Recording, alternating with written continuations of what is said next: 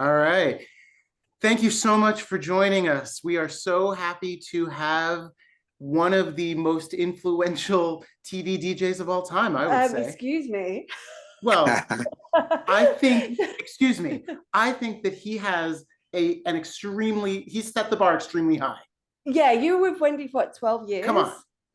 Yes. 12 years. Yeah, that's Yeah. Well, just out of curiosity, what was your call time? My call time? Yeah, when you were doing the show. Wow. I would get up 6 a.m. 6 a.m. Yeah. I mean, well, not get I'm a morning person, so I would get up, let's say 6 o'clock, 6:30 a.m. It's about a 30-minute drive. I would drive every day. So if I'm from live television, I would get there for about 8:30, 9 a.m. Okay, okay. That's not terrible. But wait, It's terrible when you're doing gigs till 4 a.m. at the that's true. weekend. Right. That's what I Right. do. 3 days of being in the building at 8 a.m. and then that's there's true. some weekends where I'm doing till 4 a.m. and Yeah. I'm scared I'm gonna fall asleep. Yeah. I'm DJing. Yeah. I'm like, yeah, I'm the party starter. Let's go. I Well, don't feel like ladies that. and gentlemen, DJ Boof, thank you very much. Yay! We wanted to start by getting a sense of when did you get into DJing? How old were you? When were you bitten by the bug? Well, I was always into music. My parents used to play my background is Trinidadian, well, I'm born here, but my parents Trinidad and my parents used to always play, soca calypso almost like every single day. So, music was always in me from that. But as far as when did it invite me to be a DJ, was in high school. I had some friends of mine who would always play DJ at like the school dances, school talent shows, and things like that. And I was like, man, like I want to do that. I really, really want to do that. And I asked them. It was my friends was actually the DJs, and they showed me how to do it. And from there, that was it. What did you start working on? What did I start working on? It was blending. So equipment. Oh, equipment. Oh, turntables. Yep. So I'm from the turntable area. It's actually like I don't know if you guys can see it, but it's actually I see it. tattooed on me like a pair of 1200. So, back then if you had Technique 1200 used it, man. I couldn't afford those because they were extremely expensive. So I had Gemini's, which is like the cheaper brand that no one really wanted, but they got the job done. Cut your teeth on it. Right. Exactly. When did you transition to doing nighttime, big party situations? It started from when did it really start? It started at a young age. I had some friends of mine. I used to practice in the house a lot, and I had some of my boys. They were like the promoters. They were like the local promoters in Brooklyn. They wasn't doing parties in the city, so they hired me to do their parties. And then from there, their parties was really small events. And then I guess, from there they started growing their crowd. They started booking bigger venues, and it really started from there. It started just from, doing local parties, and then I graduated from there. Let me ask you a question. How old are you, or what is your industry age? Oh, it's funny you say that. I'm 41. I'm 41 now. I just turned Okay, you look 41 last good. week. You look Yeah, good. so Is that real I or is that industry? that's the real. That's He's the not even real. 21. He looks like he's 32. Well, that's true. Yeah. So you said 27. I'm 27. Yeah, I go real low. I mean, yeah, that's cartoonish. So it's a long way from those small parties to Nicki Minaj, Wendy Williams show. Like, that's a long way. Yeah, it's a How long did way. you graduate up that ladder? Well, you met Wendy in a club, right? Yeah, I met Wendy in a club. This club I used to DJ called Plum in Manhattan. They called after that, club shut down. They reopened, changed their name. So this club was called Plum, and I think somebody was it was, I think at that time, her ex-husband, Kevin, was celebrating his birthday there. And, you know, they would go to clubs early because I guess they had the show in the morning. So he came, and at that time, I was like more of an opening DJ. So I was Wow. opening up for DJ Envy. DJ Envy was actually, he was actually the headline DJ. I was still getting my weight up. And I would open up, and then happen to show Kevin and Wendy, I believe they were there. They were there extremely early when I was opening. You know, most people don't come to the club that early. Everybody wants to come to the club prime time, you know, 1:30 or something like that. So were they there at all when Envy was playing or no? they were there. They were there until before Envy got on. Oh, okay. So they were there just for my set. Yeah, they were there for my set. I'm a headliner. So, No, but you got to show your skills to them. Right. Sounds to me like they were into it. Yeah. Yeah, And which is the hardest thing, because, you know, people don't, opening DJs, people look at, oh, they're just opening DJ. No, their job is to really create the vibe, keep people in the club, you know, try to keep them in, try to hold them in a club until it's time for the headliner DJ to get on. So the opening DJ job is much. I 1000% agree with you. It's way much hard. It's much harder. I also think there's more freedom when you're the headliner, right? Because you're the headliner. Yes. And if you are the opening DJ, you can't play the bangers, right? Yeah, I can't play all the new songs, because you have to save that. That's like a code in the DJ community that, you know, you can't play the new songs, the new bangers at very early. You have to let them do that. So you play older stuff that's hits, but you need to be respectful with the person that's coming on. Right. And so I agree with you. The opening gig, the opening DJ is really, it's quite stressful. It's quite hard. I've been headlining clubs, and it's way easier. Yeah, the opening DJ should be getting paid way more money than the headliner. Well, I want to talk to you about that. What is your thoughts on what DJs are being paid in the clubs today?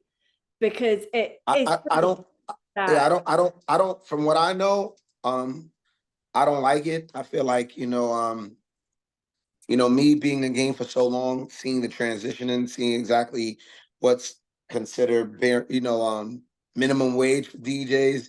I feel that if a club can sell a bottle $600-700 for one bottle that's being sold, you know, the original price is about $60, and you have about 20,000 in just bottle sales alone, and you want to pay the DJ $300-400 minimum. It's like, that's ridiculous. I know people that are getting paid less than that because people will take the work. And I won't say which company per se is, but there are some companies that are buying up a lot of the clubs, and they're owning these DJs, and they're like, this is your rate, and that's it. These hospitality groups, yes, it's fine. I get it. I understand. It's really sucky. So even for me as a DJ, I'm like, I question myself like this. I love the clubs. That's where my passion's at. But sometimes I'm like, okay, I'm up till 4 a.m. Yeah. I have a nearly 3-year-old. Is it worth it to me? You know, it's a hard. It's not worth it. It's not worth it. You know, then they'll tell you, you know, well, you're playing in our club, and our club has these type of, you know, industry, or you never know who might just walk in our establishment. And I'm like, that doesn't pay the bills. Well, okay, but that did happen to you. But that did happen to you, yeah. But one that happened to me. It happened to me. Right, yeah. One thing I want to say as well is that my issue with the clubs in New York, they want you to play Usher from 2005. And I'm like, there are so many great songs, and my job is to search for great songs and dig and introduce new music. And you even try, they will come right up to your booth and be like, what are you playing? Yeah. Happened to me. Right. It's because it's all corporate now. Right. So there's no freedom. And you know, so it sucks. But I bet it's that way in TV even worse. But it's okay with TV though, because TV, in my opinion, is more commercial. Like there's a place for that. It makes sense. Yeah. Well, the DJ coming up in the club, the whole job of the DJ was to introduce new music. And I honestly think that's the death of music is coming, if not already here. Anywho, let's move on. I mean, I hear you. In terms of TV, you must have a very tight playlist, right? Like, are you able to play whatever you want? Were you able to play whatever you want? Yes. At that time, Oh. I was able to play whatever I want as long as it was clean, Okay. you know. And clearly, you know, you watch your crowd. You have to be able to know who you're playing for. So I would say this: Wendy Williams must have been a great show to play on, right? Because I've heard yes, because she comes from a radio background, and she loves music. So it was like the perfect like match, you know. So I was able to play whatever I want as long as I was able to make it make sense. So I would play. It could be from Madonna going all the way up to Drake, and bringing it right back down to Donna Summers. You know, so I know how to transition and make it fun, and also make it like some sort of musical journey, if you would say, you know, for people. It'll be 21-year-old kids in the audience. So I was able to, you know, let them see who Nigel Sylvester was. This was a big record in Wendy Williams, and when Wendy was coming up, she used to love, you know, or, you know, make them understand where, you know, what music. You must have to read the mind of the host a little bit. Yeah. You still speak to Wendy? Huh? You still speak to Wendy? Yes. Yeah. Mm-hmm. I get the sense that you're kind of intuitive, or you were intuitive, and you had to figure out what to play and how to bring the energy up, but not just for the audience, but for her, and to keep everything really hype and exciting. Yeah, I mean, you know, that's what the job was to bring the club atmosphere to daytime television, and Wendy feeds off the audience. That was one thing about her. Like, the energy is there. It'll, you know, give her a better performance. And how did you do that when you were working at her house? Huh? Oh, I mean, the house was different. There was no music, so there was no music in our house. So it was all me just cracking jokes, and that was my personality. Like, I have a crazy sense of humor. So without the music, it was just me getting there, cracking jokes, putting a smile on her face, saying silly shit, just to, you know, come on, girl, you know, you look horrible today, Wendy. Like, you know, just saying crazy shit just to pick her spirits up and things like that. You know what I mean? So a weird question. I'm a huge Wendy Williams fan, and I love a woman that's broken barriers and, you know, just made something for herself. I was also in an abusive relationship. My ex-husband was extremely abusive. Did you see anything that was abusive with Kevin? no, never. Oh, okay. Mm-mm. To me, she looked a little bit like when he was gone, everything went down the drain. And I know you were there to pick up a lot of those pieces, actually. Yeah, I mean, you know, I can't say I've seen it all, but I've seen enough to know, you know, Kevin's role in her life. You know, like I said, you know, Kevin was her support system. You know, a lot of people may have not liked how Kevin did things, but he was very he kept things together. I've seen it. Like, no one could ever say, you know, what that man did not do. He did it. I've been there. I've been in these people's home. He kept things together. He was her security. He was her manager. He made sure no one got over on her. He knew how the entertainment life, you know, could destroy a lot of talent, and he protected her. That's just a fact. Don't let anyone tell you different. Like, Do you think he huh? loved? Do you think he loved her? Hell, he loved her 100%. He made him, you know, in my opinion, he made a mistake, a very bad one, you know. But did he love her? Yeah. Most people would say, you know, if you love someone, you know, you don't do things like that. Right? People make mistakes. We're human, right? And that was just one of the mistakes that, you know, I guess Wendy just wasn't tolerating. On the show, I think there was a little flirtation between you and Wendy. that was all. That was all. Happened. That was all. That was all entertainment. Wendy used to say, "Boof, you know, put your best on and let's give them a show." And she understood. She understood entertainment. She understood paparazzi. She understood how to get the ratings up. She understood, like, she taught me a lot. She taught me, like, even how to do interviews. If you're gonna do an interview, you say things really, really quick so they can't catch it or they can break it apart. Where she taught me a lot. She showed me a lot exactly, how to use the, use paparazzi. I would say that. Because Wendy's excellent. I've seen on some of the blogs on TikTok, there's some suggestion that maybe you two had something going on. I know everybody said that. Never. Just gossip. So you're Never. gonna It's all set gossip. the record straight. Nothing went on in those COVID nights when it was just the two of you. No way, Jose. Nothing.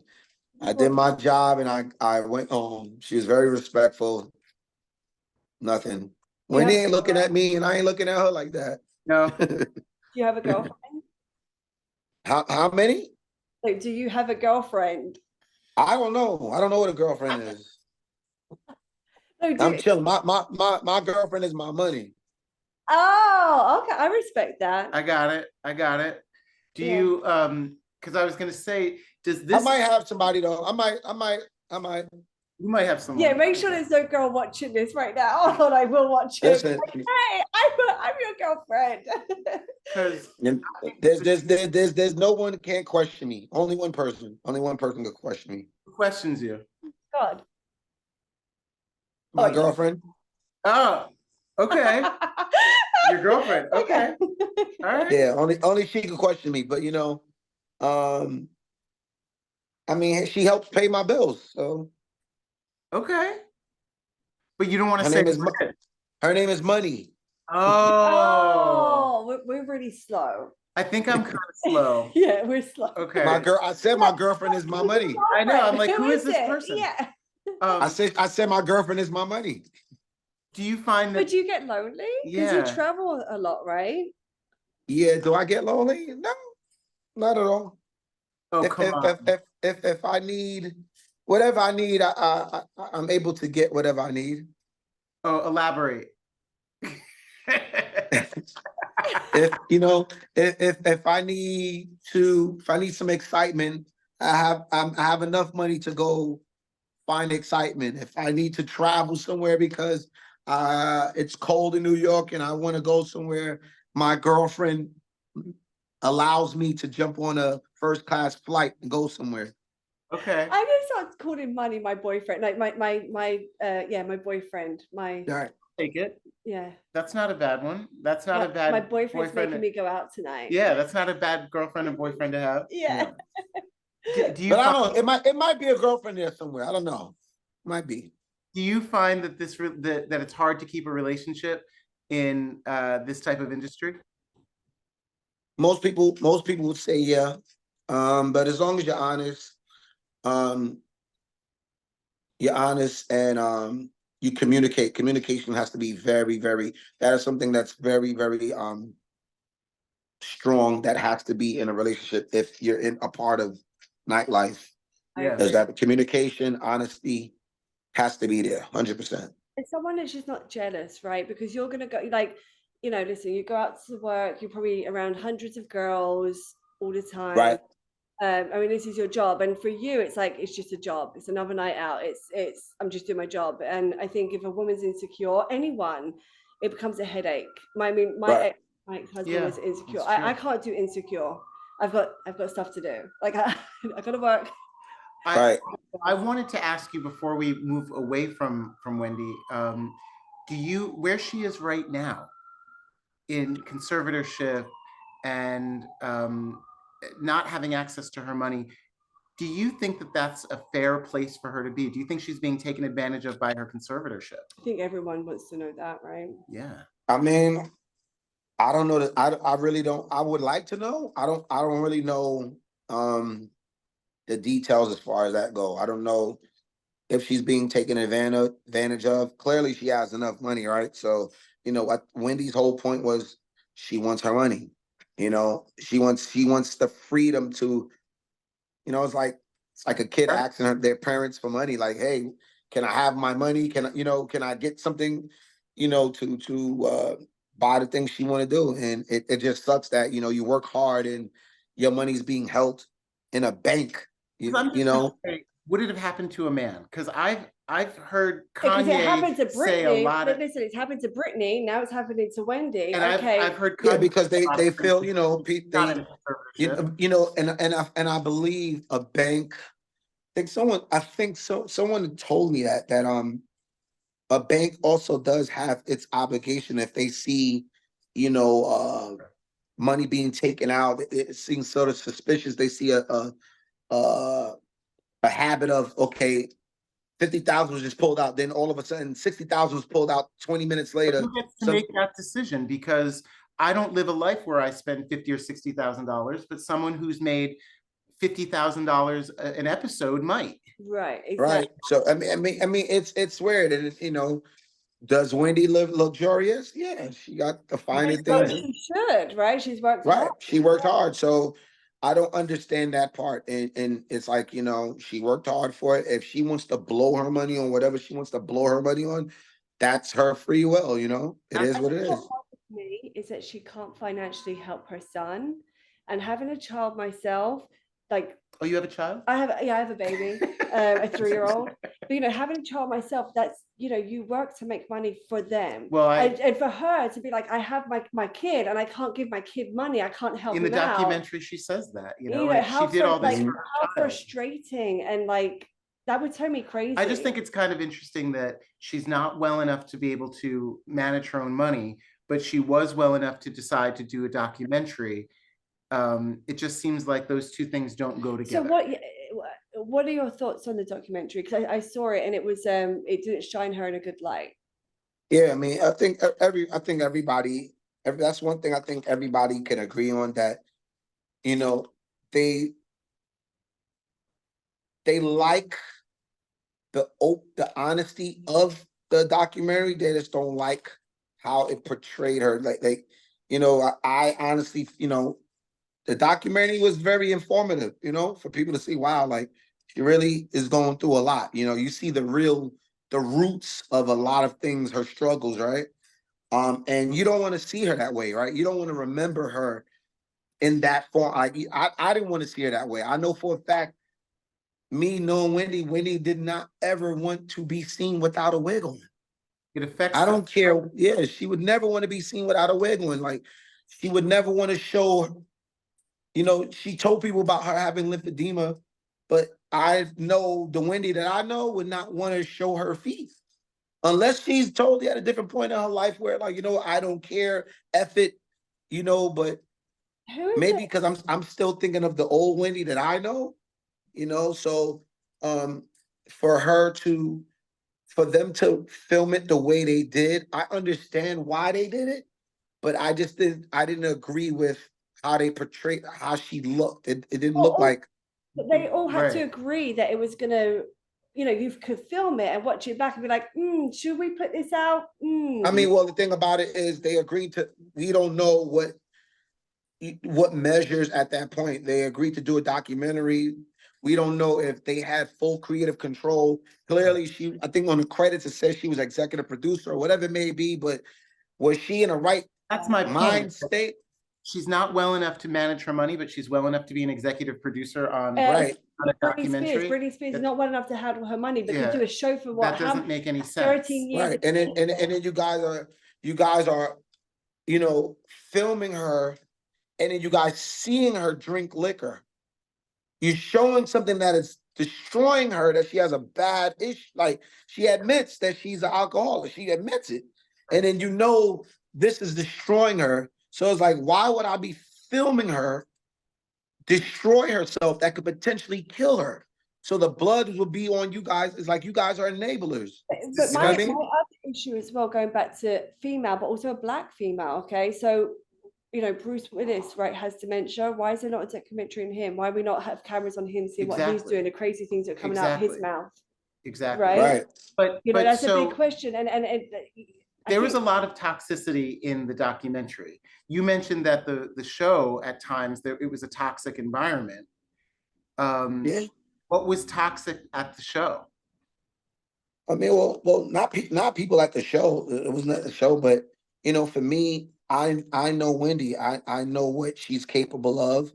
And for me, being around um her for that long, and I had my experiences with alcohol. Like I don't drink, but my dad was an alcoholic, so I know I've been through everything you could think about when it called alcoholism. Reason why I don't drink, which is why I promised my mom that I would never drink because I didn't want to carry it's on my father's side. So it would have passed down through me. So that's why I don't drink. So, I've been through everything me and my mom did to get my father to be sober. We went to all the AA meetings. We did everything you could think of.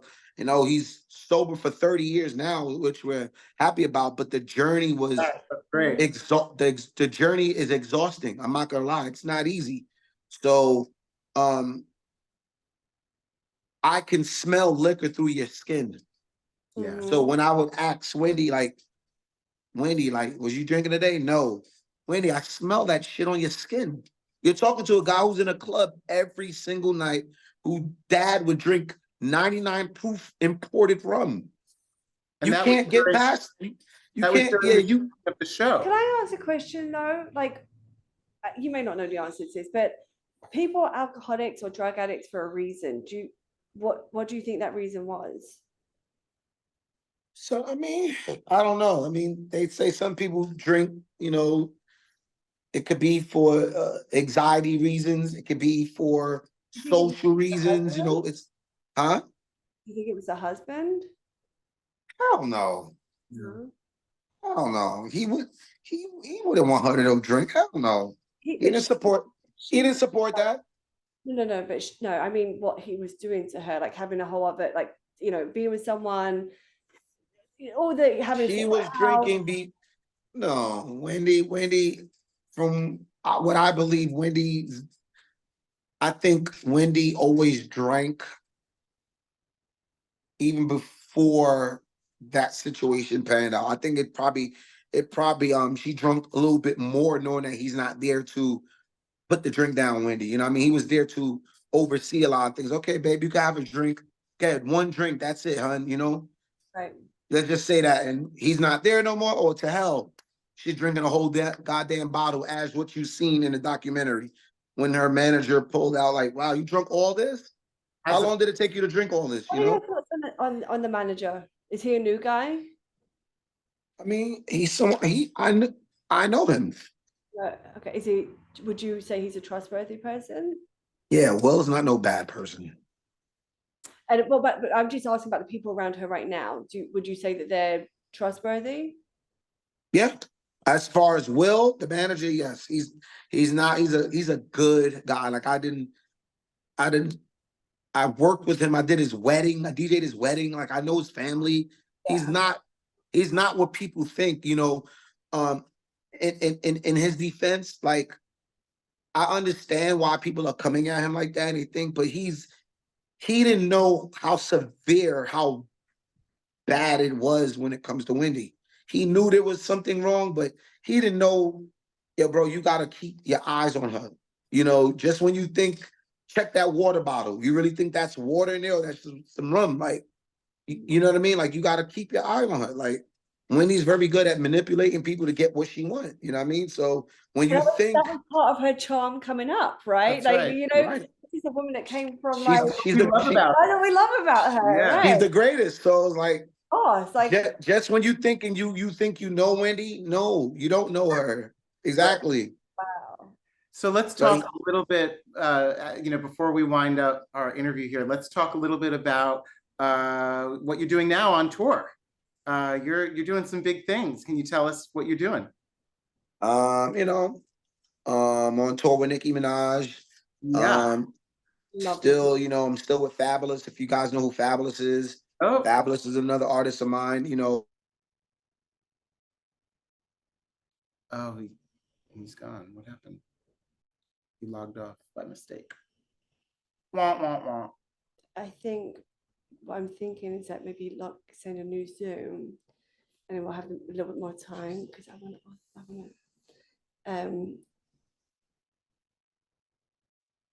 Let's see if he comes back on. God, don't.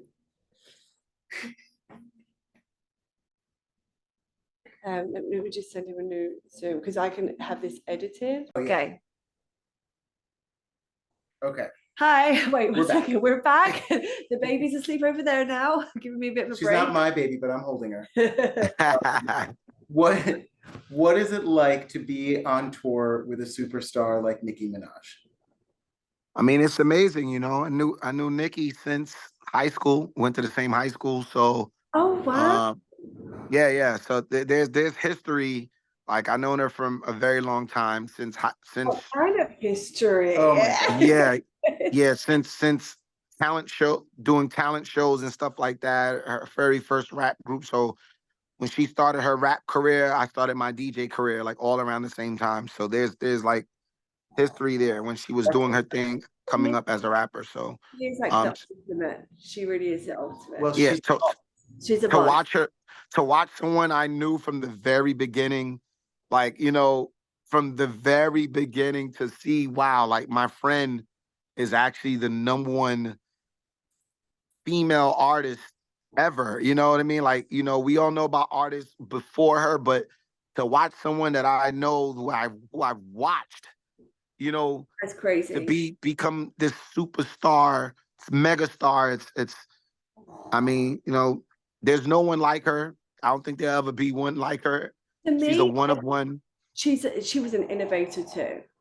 Right. I don't think she was just an artist. She there are people that come after her. I'm sorry, they don't. I don't think you're going to match up to Nicki.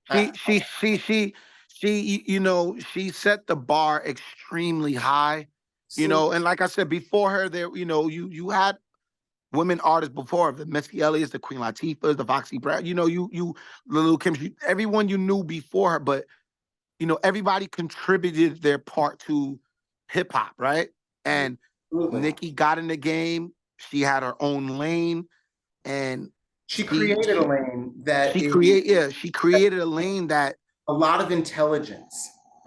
She brought that. She brought so much to the game that it's like you're not seeing, or at least maybe there is, right, another Nicki Minaj out there somewhere, right? And it's just that we haven't seen it yet, right? They're trying, but we haven't seen it yet. Well, and it's influencing a whole group of younger rappers, both male and female, and they're going to take from her and hopefully build on that. But she's a legend. I would just say, correct me if I'm wrong, because I'm more of a house head than hip hop, but for me, I feel like she opened a door for female rappers even more so. Like after Nicki came I mean, we have so many female rappers now. Yeah. Whereas before it'd be like Lil Kim, that was it. Yeah, you know?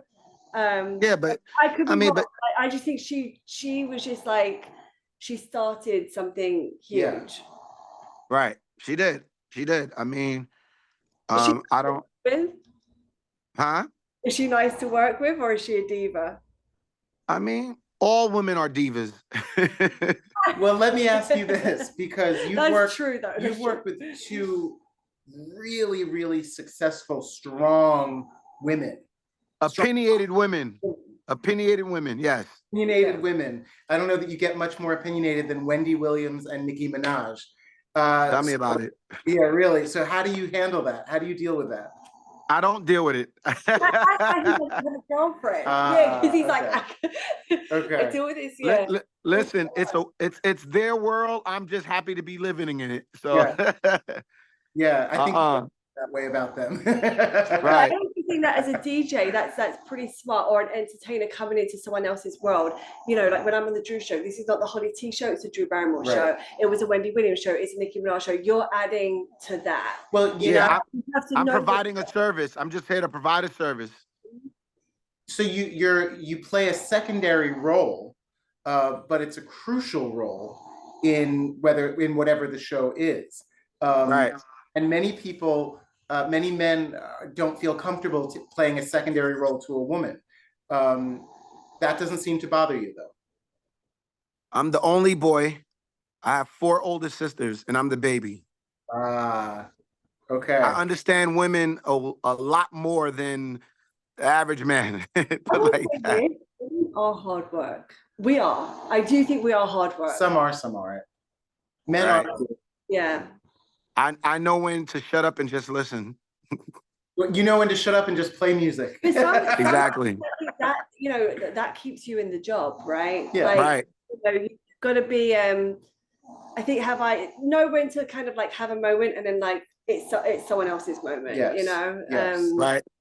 And that's a big thing. I see really talented people not be able to keep jobs because they want to steal the show. Well, it's their ego. I get the sense that that you know that you're good at what you do, but your ego doesn't get in the way of that.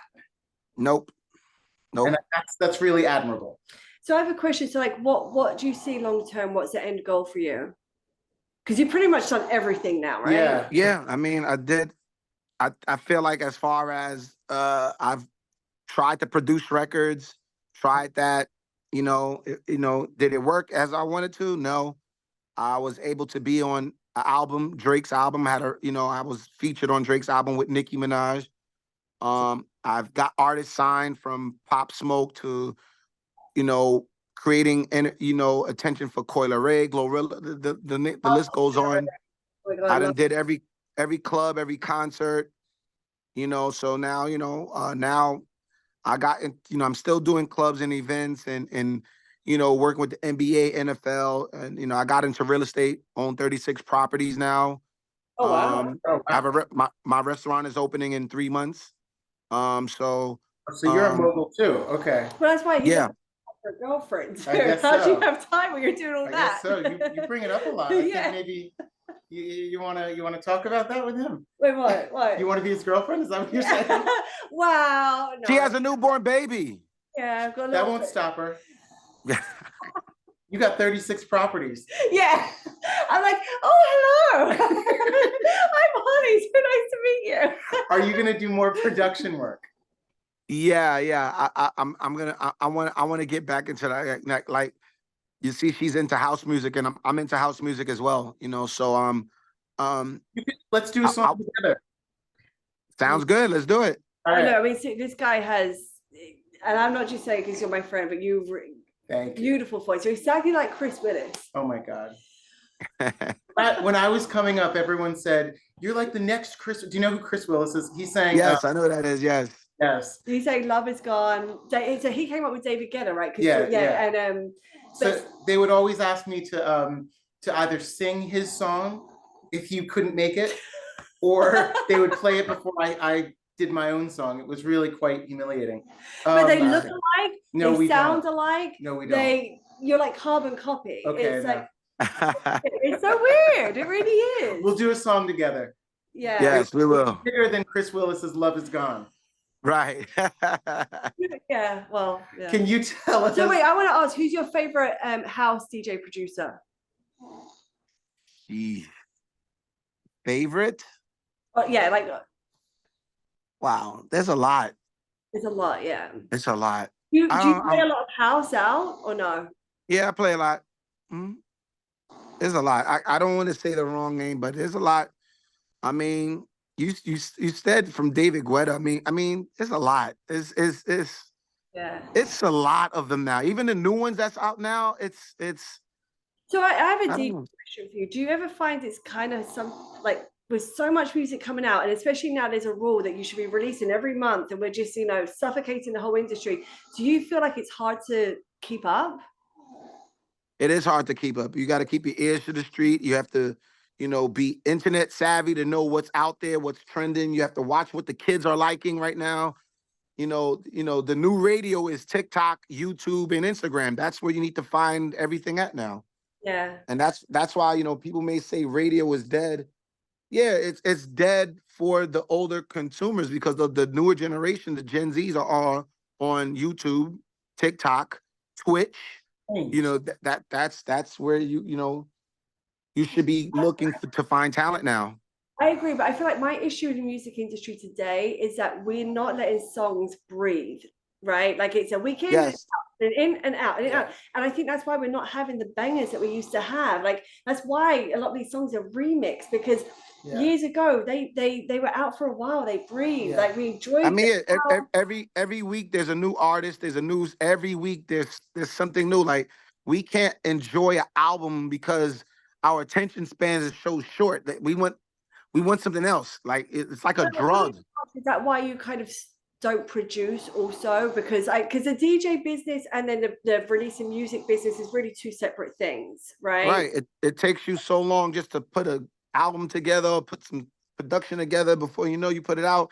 It only lasts for about a month. It's too time consuming. You gotta really love what you do and really have patience.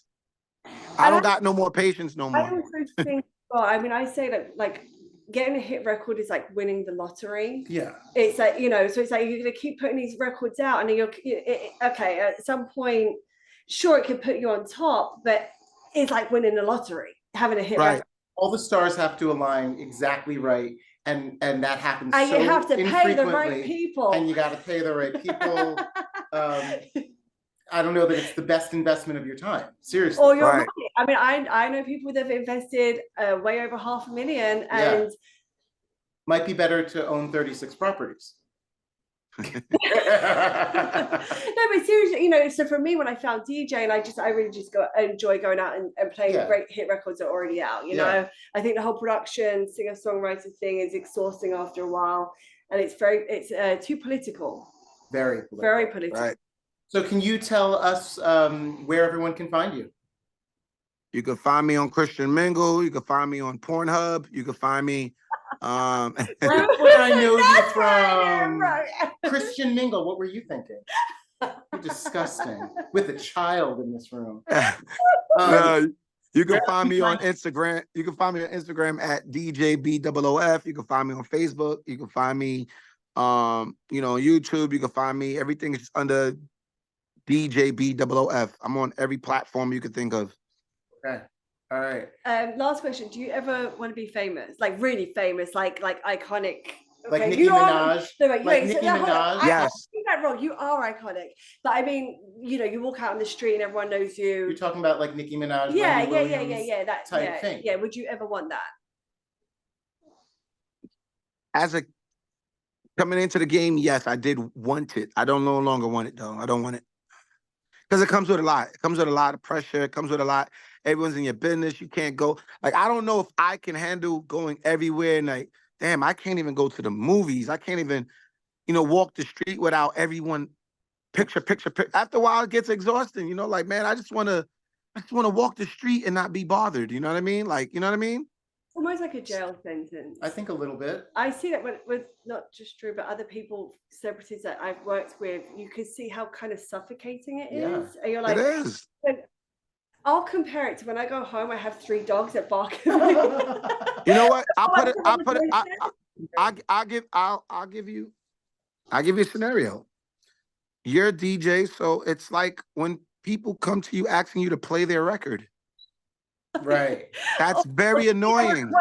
Yeah, I bet you love that. It's like when people come to request songs, like it after a while, you might play somebody's record. Okay, I'll support you. I'll play your record. And then just imagine that 10 times. Like, oh my gosh, can I just play the record? Stop requesting a song. Stop asking me to play your record. I don't know your record. Like, can I just play my music? Can I? After a while, it's like, it's suffocating. Well, I want to ask you, as a much seasoned DJ than myself, I want to ask you a question. In this scenario, you work in a club, right? You've got lots of cooks in the kitchen. You've got one manager saying, only play hip hop. You've got another manager saying, play house music. Someone else saying, don't take requests. What would you do? And the people that book you want you to open format. You try your best to be able to cover everything. You play a little bit of everything. Even if they say strictly not that.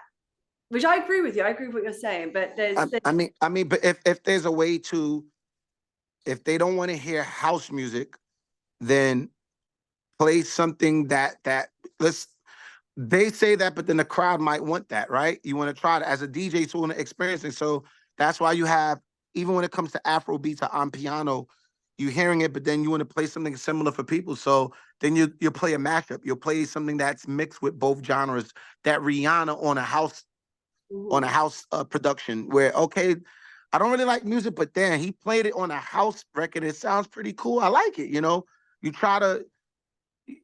I've noticed you can't please everybody when it comes to DJing. You cannot. But if you can get 80 to 90, if you can get more than half people rocking with you, you've accomplished the goal, which is. My issue with some of the club venues, there's a lot of cooks in the kitchen, and that I also think the club world is very political too. They rather like Right. you in or they don't like you, which is Right. happening. Like there's, it's a very strange industry. One more question. I know I said one more, but one more. Weird question. Have you ever felt like you've made truth, like being at the age you are, have you ever made true friends in this industry, or do you think everyone just wants something? I mean, I met true friends, of course, but I can read people really well. You know who's genuine. You know the people that you can honor, that you can cherish. You know it, you can feel it. You know what I mean? And then there are people that that they're there for a reason. They're there because they want something from you, or you can see right through it. So, I've learned my problem is back then I used to take a lot of things personally. Like, damn, I really was your friend. I really was trying to be your friend. I really was helpful. I would ask, hey, how you doing? How's your kids? What they up to? That's the sort of person I am. I'm not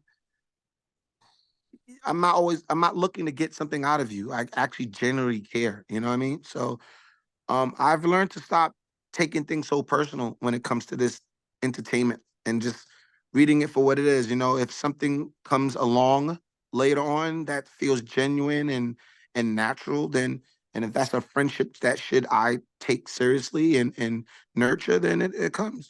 So I got my guard up now. I'm no longer taking anything personal no more. It is a business first. Take your feelings out of it. As much as I can be emotional, but you have to really stay guarded and understand it is a job. This is what comes along in the business, no matter what business it is, whether it's entertainment, music, whatever. I think it is a sad industry in a lot of ways because you don't know who you can totally trust, who you can't. Right. Sorry, go back to Wendy, but she has no one around, like friends. I'm talking about people I'm not saying that, you're not her friend, but how, all this money and this fame, but who's around her to be like, hey, I want to spend some time. I don't know that that's an industry thing. That might just be a person thing. With her, I think that's a personal thing. Okay.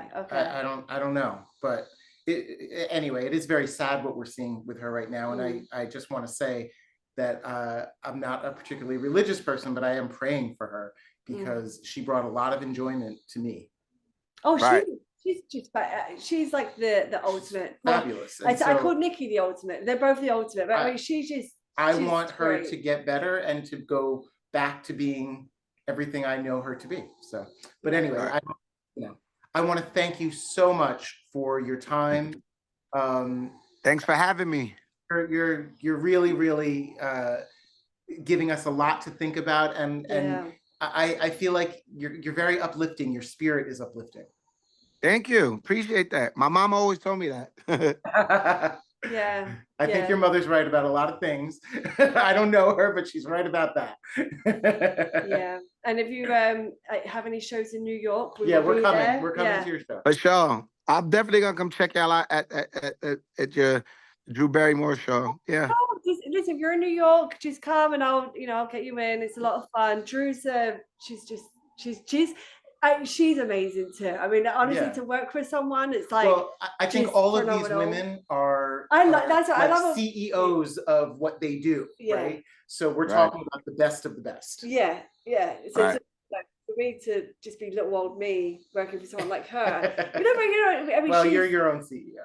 In a good way. All right, I don't want to take up all your time. So, all right. Okay. Thank you very much. Thank you. All right, guys. Be good. Take it easy. Good night. Later.